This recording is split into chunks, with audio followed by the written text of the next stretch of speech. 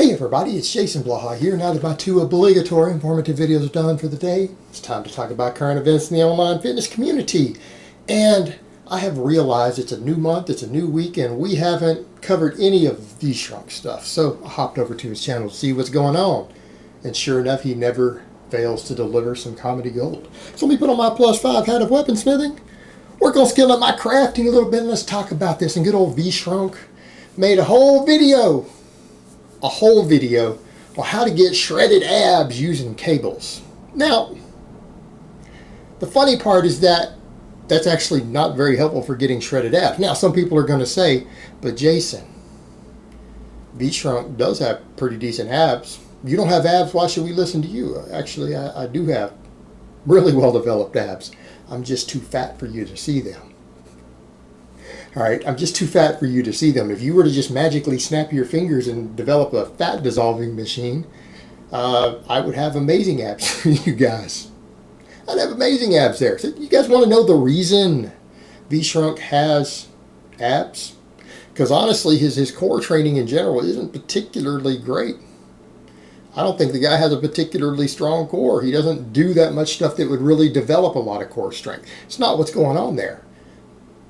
Here's the magic secret. You guys always hear the line,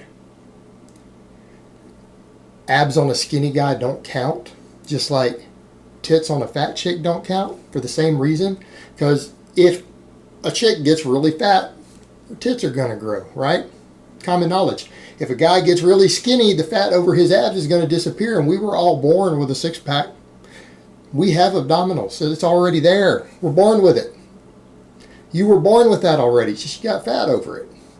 Look at the way that he snacks. Like, and this is pretty straightforward. I mean, it's just pretty obvious what happens. He's physically active, and the guy eats like a bird, right?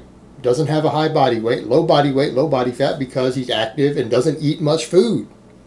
That's how you get shredded abs. That's the key to actually being able to see your abs and having definition in them. Look at what he eats for a snack. What does he do? You guys remember he said, this is what I consider to be a good snack. He took a banana and sliced it into slices and put a dab of peanut butter through 2 slices of banana and made like a little 50-calorie bite that actually ends up having a couple grams of fiber in it for 50 calories, and he ate that, okay? Now, a person who considers that to be a snack, and that's going to fill them up and they're good to go, and that's literally how they eat day in and day out. They get hungry, they just make a little tiny banana sandwich. Yeah, that person is going to get shredded abs pretty easy. It has nothing to do with the cables. It makes sense, guys. It makes sense. But, you know, he didn't talk about that. He should have gone back and said, instead of this is how you get abs by doing all these different cables, how about you just learn to eat less calories, eat filling foods, and eat sparingly and be active? Yeah, that'll do it. That's why he has abs. But let's talk about what he actually talked about in the training. All these cables, a lot of it was just so you can get some variety. And because equipment might be hogged up. Really, the cable stations are most likely to be hogged up in a commercial gym full of bros. Like, the cable stations are where everybody's training their arms and their abs and everything. That's going to be the area you have the most trouble getting to. If you want to get some direct ab work in as a finisher, notice he's talking about an ab routine. You don't need an ab routine. You need maybe, and I'm not against core work, guys. I am absolutely not against core work. I'm not against direct training of your abs. Absolutely not against it. In fact, I think it can be useful for strength athletes. No problem for me. But, you know, the whole purpose is he always wants to do everything with cables. It's like, man, the cable stations are already full of bros. Like, where do you think you're going to be able to work in at a big commercial gym cables? And then if you've got a properly set up home gym like I do, you don't even have cables.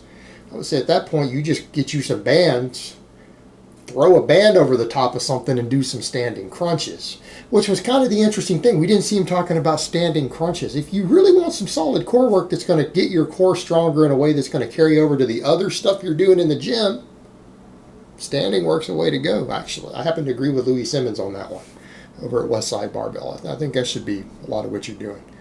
But if you really need to add weighted stuff, why cables? I mean, if you're going to lay down on your back and do crunches, you can just put a plate behind your head, plate on your chest, you know. I mean, right there, that's fantastic. There's plenty of free 45-pound plates in a section of floor in a commercial gym, right?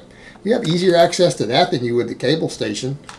And that's easier to set up. All this trouble to hook up a device, to find a way to lay down, get a hold of this device, set all the resistance to do crunches laying on the ground, you could just grab a plate. It would actually be faster. You're less likely to be using a piece of equipment other people need, because there's always a free 45-pound plate. And if you really got a real strong core, a pair of 45-pound plates behind your head. You know, if you're a 600-700-pound squatter and you want to get some extra ab work in, that might be what you need. But all this other stuff, and it comes back to this, oh, here's 5 different exercises to train your ab. Your abs are one muscle. Okay, a little bit of anatomy 101 here. What you think of as a 6-pack and then that little extra section below it, those aren't 7 different muscles.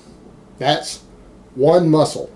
It's one muscle. Just like your bicep is one muscle. There's only one muscle there, guys. And it's not even necessarily a bunch of different heads. The reason it separates is there's a strand of connective tissue. There's tendons that run across and kind of embed a little bit into that one muscle belly. But when you get a little bit below that tendon, it's still just one muscle under there. It just happens to dig into it a little bit. Right? It's a web of connective tissue. Tendons, and it gives it some structural integrity to make it stronger, because that's an important area of your body for support. So that connective tissue is real useful there. But what you have there is a sheath of connective tissue that creates a separation. It's not separate muscles, not like they serve separate functions. You know what it does? It contracts like it. That's what it does. Or it can push forward a little bit. So if you need to create intra-abdominal pressure, it can do that. It can help stabilize you. And if you got a belt on, it can really help stabilize you by pressing against that belt and creating intra-abdominal pressure. But that's not a muscle that has like 4 or 5 different functions, guys. It doesn't have multiple functions and different real angles that it does stuff. You know what I would say to people, if you just want to develop your abdominals, it's again, remember, it's just one muscle. We think of it that way with that S, abs, abdominals. It's just one muscle, guys. Do big, heavy compounds. That's your primary base. That's your primary base. And then anything else you do for it's just a finisher. It's just a finisher. It's like with anything else I tell you guys. With a simple muscle, it doesn't need complex training. You use your whatever big exercises are going to give it some stimulation. You know what?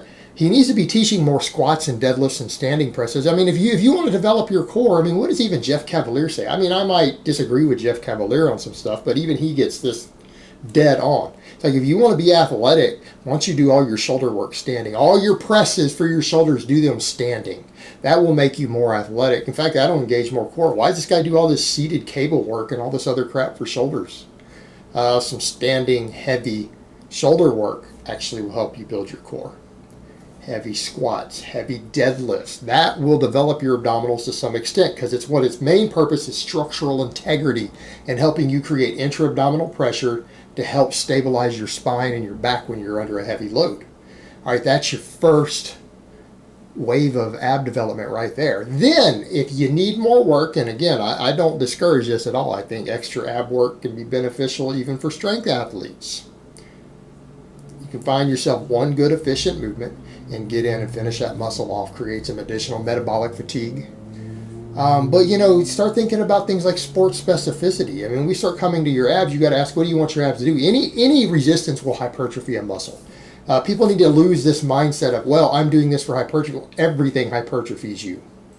Hell, even doing a bunch of singles with a big barbell movement causes hypertrophy. 5 rep sets cause hypertrophy. 10 rep sets, 20 rep sets all cause hypertrophy. Every exercise you do causes hypertrophy. That's a given. It's just about how much workload you subject it to. So what I would always say, start looking at performance elements.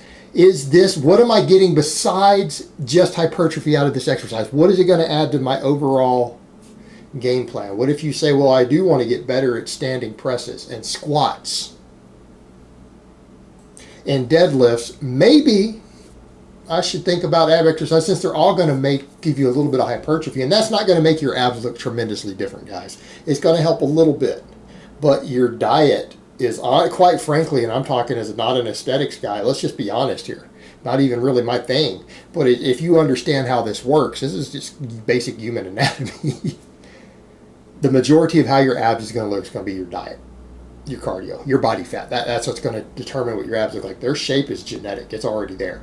All you can do is make them grow a little bit. And these muscles are not, you're not going to add an inch or 2 inches of, abdominal sticking out, right? You're not going to do that. You're just adding a little bit more. All right, so step back and say, well, what am I going to get out of it? Maybe I need to be thinking in terms of, since I'm going to do some extra ab work, maybe do some that will help me do other things I want to do. Majority of time, when you need your abs to perform, you're going to be standing anyways. That's why I agree with guys like Louis Simmons. Do standing crunches. Do standing ab work. Standing stuff. That will give you better structural integrity when you're on your feet. The same thing if you want stronger abs for a contact sport. When are you going to be hit in the guts? When are you going to be hit in the guts? In a boxing match, an MMA match. Well, in MMA, you might be on the floor. Football game, rugby game. You're probably going to be standing when you get hit in the guts. So probably start thinking in those terms. Maybe do standing ab work. It'll give you the best carryover. And if you just want more structural integrity there, it's where things like weighted planks become useful. Again, you just want to create stability so that you can reinforce your spine better, right? Weighted planks. So standing ab work, weighted planks is probably all you really need if your goal is to maximize the performance of your core for every other endeavor you're doing. Because at the end of the day, guys, your core is going to look the way it's going to look, largely due to genetics and body fat. That's your keys right there. He should have done about his little banana and peanut butter snack about that. That's how you get shredded abs, not these cable exercises.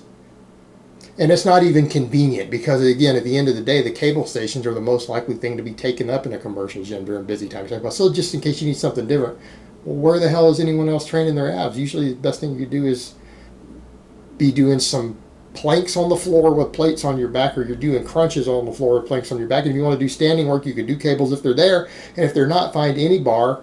I would argue bands are arguably one of the best ways to train your core standing. Buy yourself one band to take in your gym bag of the appropriate resistance. Throw it over the top of anything with a bar in the gym. Any rack, anything will work. Do your crunches. Problem solved. All right, guys, but that's really all I have to say on that today. I hope it's been informative, and I will talk to you guys next time.